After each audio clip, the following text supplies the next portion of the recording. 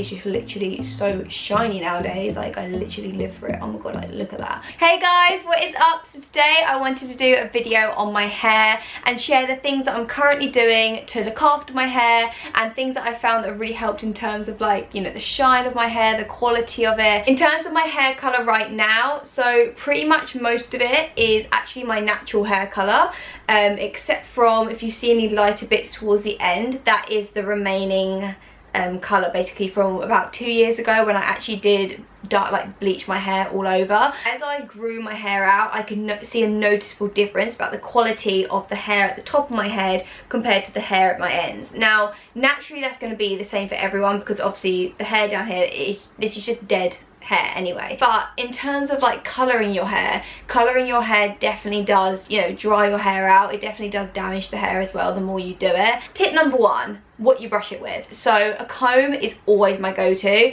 Like, I don't put anything else on my hair but this comb really. This is a very unpopular opinion, but I do not like tangle teasers. I actually used to love them and I swear by them because I was, you know, fed by everyone that tangle teasers were the way forward and they're like the most gentle thing to use on your hair. Actually, it was my mum who was like, she tried it and she was like, I just don't think this is actually that good for the hair.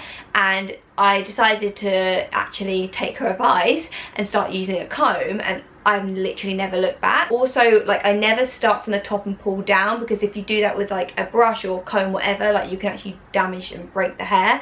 So when I brush my hair, I start at the bottom and I would just like pick out any knots and then I work my way up my hair. Ever since making that switch to a comb, I can't tell you how much different like the quality of my hair was, and it also started to get thicker as well because I think I was getting less breakage as well. So yeah, best couple of pounds you'll ever spend. Tip number two, I just actually want to talk about this now, which is the whole diet thing, about things you're taking internally for the hair. With hair, basically our bodies are so clever, and our bodies kind of like, you know, they have like a priority list, and our hair, skin and nails is actually kind of more like lower towards the bottom of this priority list. So if you want your nutrients and everything to really reap out through your hair, then you need to look after yourself internally, and then you'll see those rewards. When I was around maybe 19, 20 years old, I started my big like diet change and started to eat, you know, much more healthy. I cut out a lot of like refined foods and processed stuff, and I went into a much more like plant-based diet, so many vegetables, and I have actually seen the benefits through my hair. And I know a lot of people don't like to hear that because they think, oh for God's sake, don't people just tell me like eat more like vegetables? But it's not about eating more vegetables, it's looking at your diet and your lifestyle as a whole, because everything is so connected. Now that being said, you also want to be looking at hormones, for example. So if you got hormonal imbalance, that can affect your hair because, you know, there's certain like even like thyroid conditions. If you've got like hypothyroidism, that can cause, you know, some hair loss, and that's obviously an endocrine thing as well, so hormone based. Also stress can play a role with our hair because when we're stressed, it actually can cause, you know, people to actually lose hair, or if people start getting, you know, bad habits and, you know, actually pulling hair and stuff, like that's another thing. But yeah, in general our body can, you know, use energy to a higher priority thing in our body than our hair, so our hair just stops getting as much love. The next thing I do that makes such a big difference with my hair is I cut it like so regularly. I actually cut my hair probably once minimum a month, which kind of seems like crazy to a lot of people, but I honestly like see the biggest differences. And like you guys can see, like my hair, I actually cut it just before this video actually. My hair literally like can touch my belly button basically. Yeah, if you're worried about cutting it so much that it's not going to grow, it actually kind of does the opposite, because when you regularly have your hair trimmed, I mean I actually do it myself, I don't go to a hairdresser because I actually don't think I've been to a hairdresser for like, I don't think I've had my hair cut for like 3 years. I'm not even exaggerating. Like, I cut my own hair. I did actually film myself cutting my hair, but to be honest with you, I just don't have too much technique with it. I just kind of do what I like. But I'll list a video, I think it's by Kylie Bible, that I watched like a couple years ago, and she was when I kind of got my tips off. I'll list that down below if you want to go have some tips about cutting your hair at home. But yeah, in terms of it actually growing longer, is that when you have regular cuts, it means that you know, any split ends, you're getting rid of them straight away, and you're not letting them like sit there and then like split and go up, because if you have a split end and it splits, then that's just going to go further up the hair, which then will eventually break, and then you kind of got uneven hair. Do you know what I mean? Does that make sense? So you kind of want to keep things really strong and blunt.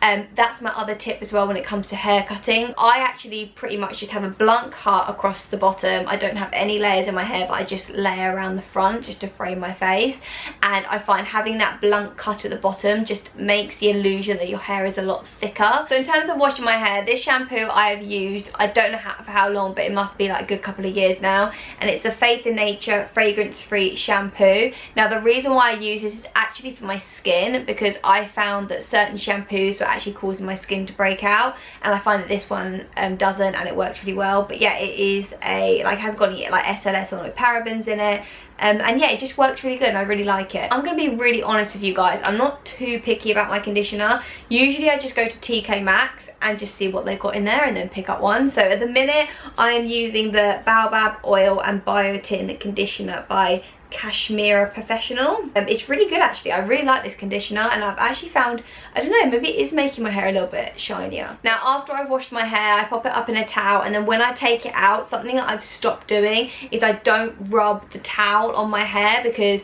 I can't remember where, but I actually read that apparently that can like damage the hair, so I've stopped doing that. Now 9 times out of 10 I always wash my hair in the evening, and I always let it air dry, but if I am going to use heat on it, or like for example the next morning if I straighten my hair, then the heat protectant that I use is a Tresemme Heat Defense Spray Care and Protect. But I've used this again for like years, like this must be like, God, like 5 or 6 years, and I don't know what it is about it, but I just really like it. It doesn't build up on my hair. I'm a massive thing about product build up, so you'll notice that I don't use that many products, because I like skincare. I find with my hair less is more.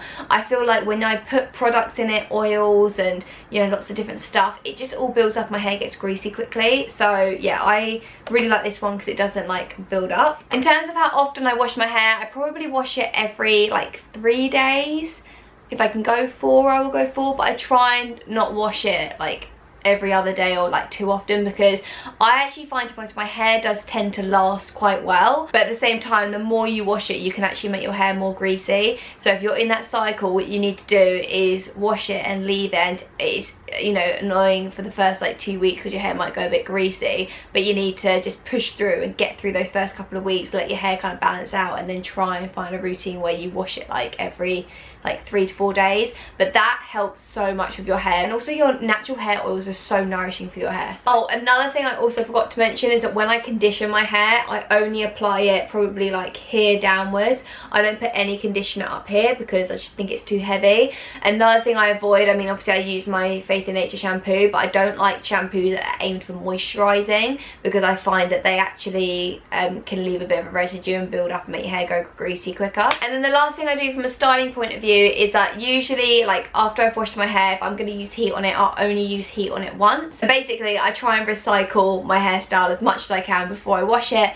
without putting heat on it. If I feel like I need to put heat on it, then I'll do like something like a plait, or like, you know, put it up in a bun or something like that, and I find that has helped massively with the quality of my hair, because I'm just not putting repetitive heat on it all the time. I think if anything, having like good hair is another motivational reason of why, you know, you should try and opt for a much more healthy diet and lifestyle. I hope you guys have a wonderful day. Let me know if you've got any really good like natural hair tips or anything that you do at home that really helps. Leave them in the comments below. If you haven't already, come join the team and press subscribe, and also give this video a big thumbs up if you did enjoy it. Do my time right now, pop another video if you want to go check out some more from me. But thank you so much for watching, and I'll see you in the next video.